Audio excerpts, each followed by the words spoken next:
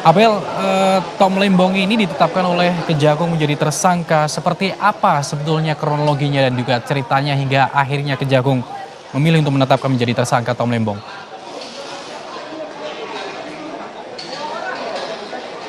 Ya, baik, selamat malam. Memang tadi baru saja dilakukan konferensi pers dan baru saja dua tersangka yang tadi disebutkan sebagai tersangka ini keluar dari gedung Kejaksaan Agung dan dibawa ke rutan Salemba untuk ditahan. Jadi dua tersangka ini merupakan tersangka kasus korupsi impor gula atau importir gula yang dilakukan pada tahun 2015.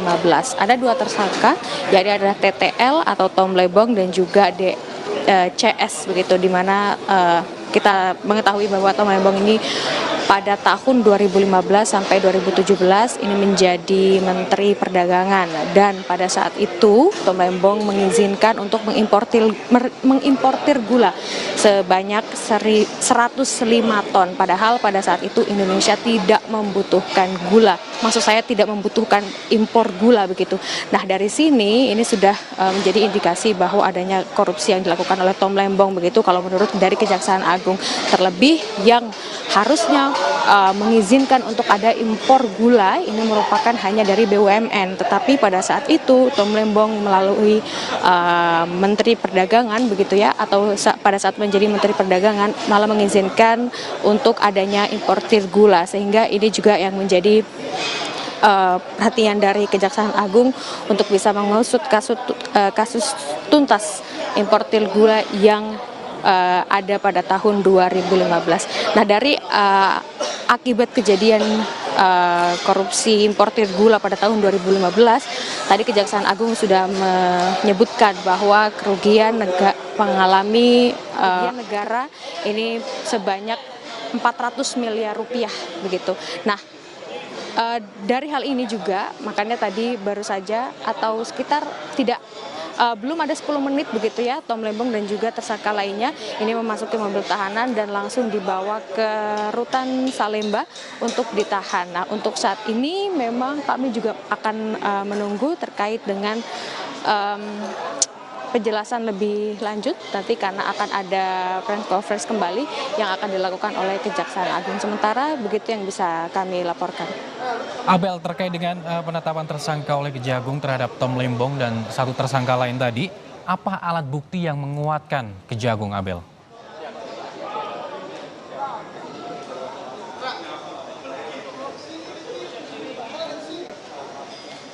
Abel, masih mendengar suara saya, Abel? Dari Kejaksaan Agung ini sudah melakukan beberapa inspeksi begitu ya. Ada beberapa alat bukti memang yang disampaikan ataupun juga tadi juga sudah ada pemeriksaan atau penggeledahan begitu di beberapa tempat, dan Kejaksaan Agung menemukan ada beberapa bukti yang cukup untuk bisa membuat status dari Tom Lembong sebagai saksi menjadi tersangka. Tapi sebelumnya memang sudah ada 90 saksi yang diperiksa atas kasus impor gula ini. Impor gula yang dilakukan pada tahun 2015. Nah, ini pada saat itu ada rapat koordinasi antar kementerian yang tepatnya dilakukan pada tahun 2015, dan disimpulkan bahwa Indonesia pada saat itu mengalami siklus gula yang artinya tidak membutuhkan adanya impor gula. Tetapi pada saat itu Tom Lembong ini menggunakan wewenangnya sebagai Menteri Perdagangan untuk bisa mengimpor gula. Nah, pada saat itu juga sebenarnya Indonesia tidak membutuhkan impor gula dan hanya BUMN saja yang boleh mengimpor gula. Nah, untuk saat ini itulah yang bisa kami sampaikan kali. Abel, tahan dulu, kita akan mendengarkan Kejaksaan Agung yang telah menetapkan mantan Menteri Perdagangan Thomas Lembong sebagai tersangka kasus dugaan korupsi impor gula. Dan kasus ini, saudara, bergulir saat Thomas Lembong ini menjadi Menteri Perdagangan tahun 2015-2016. Menurut Kejaksaan Agung, saudara, Thomas Lembong ini memberikan izin persetujuan impor gula kristal mentah 105.000 ton kepada PT AP. Impor itu dilakukan saat Indonesia surplus gula. Impor gula harusnya dilakukan oleh BUMN, namun Tom Lembong ini mengizinkan PT AP melakukan impor. Pihak Kemendak diduga menerbitkan persetujuan impor gula tidak sesuai dengan ketentuan. Selain itu, saudara, Kemendak disebut memberikan izin impor melebihi kuota. Pada tahun 2015, berdasarkan rapat koordinasi antar kementerian, tepatnya telah dilaksanakan pada tanggal 12 Mei 2015, telah disimpulkan bahwa Indonesia mengalami surplus gula sehingga tidak perlu atau tidak membutuhkan impor gula. Pada tahun yang sama, yaitu tahun 2015 tersebut, Menteri Perdagangan, yaitu Saudara TTR, memberikan izin persetujuan impor gula kristal mentah sebanyak 105.000 ton kepada PT AP, yang kemudian gula kristal mentah tersebut diolah menjadi gula kristal putih atau GKP. Sesuai dengan keputusan Menteri Perdagangan dan Perindustrian nomor 527 tahun 2004, yang diperbolehkan impor gula kristal putih adalah BUMN. Tetapi berdasarkan persetujuan impor yang telah dikeluarkan oleh tersangka TTL, impor gula tersebut dilakukan oleh PT AP. Ya, saya ikut bersedih tentu saja. Moga Pak Tom sabar. Moga-moga kuat. Ini apakah ada indikasi kriminalisasi dari Pak Tom?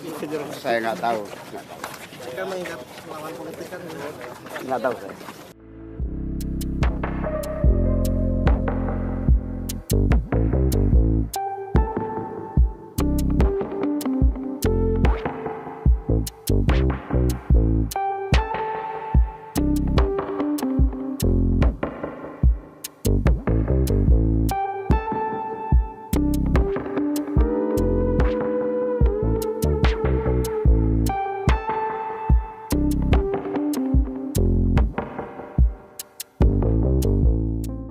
Itu suasana yang amat memprihatinkan bagi saya sebagai ketua umum Partai Nasdem.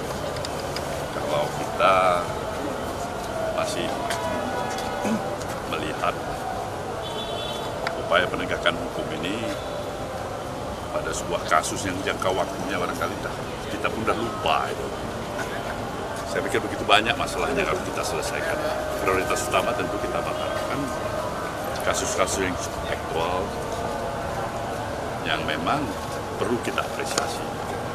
Seperti katakanlah tadi ada penggerebekan, penemuan sejumlah dana yang cukup besar, hampir 1 triliun. Ya, ada juga penangkapan daripada 2-3 hakim yang dianggap berkonspirasi dalam meloloskan suatu perkara. Ini saya pikir kita apresiasi itu. Tapi nggak ada angin, nggak ada hujan, tiba-tiba ada Tom Lembong, itu ada kebijakannya salah, dianggap kurang 10 tahun yang lalu. Kita juga terkejut itu. Tapi melihat kasus itu seperti apa di tengah pemerintahan baru yang baru dimulai gitu, apa ini semacam bentuk kehati-hatian untuk para menteri untuk supaya tetap ada berada di garis. Kita mau membesarkan hati kita semua, ini pemerintahan kita confident harus.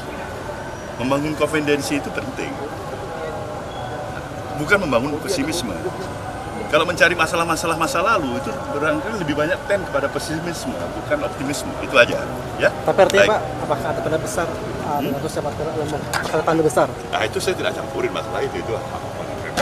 Tapi kan ada yang kecurigaan bahwa ini ada politisasi, kriminalisasi. Mudah-mudahan tidak ada.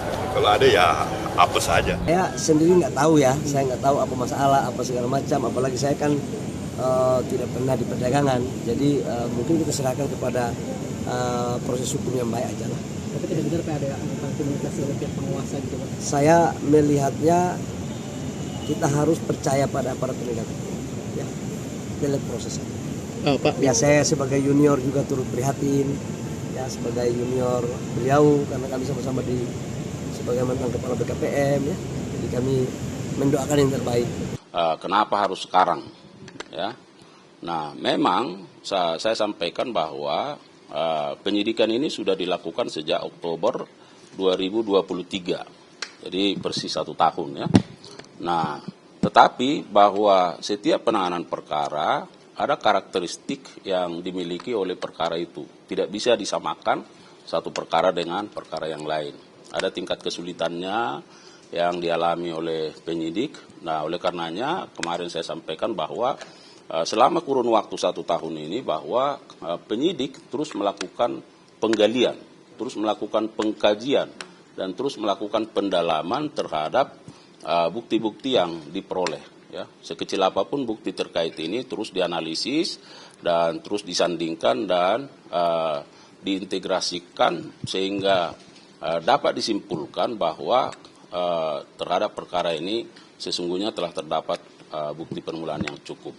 Terkait dengan pemeriksaan yang bersangkutan sejak kurun waktu 2023 sudah 3 kali diperiksa sebagai saksi, dan kemarin tentu beliau dipanggil, yang bersangkutan dipanggil sebagai saksi, dan setelah dilakukan pemeriksaan sebagai saksi, penyidik melakukan ekspos gelar perkara, kemudian menetapkan yang bersangkutan sebagai tersangka.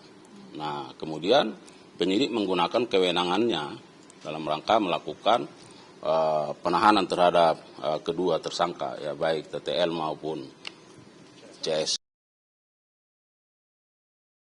Saat menangkap, mengumpulkan, dan mengolah peristiwa, secara paksa oleh penyidik, kami kerahkan upaya terbaik. Ketika menyampaikan berita serta informasi, kami tak sekadar menyapa.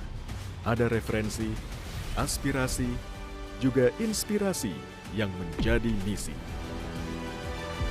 Sapa Indonesia di Kompas TV.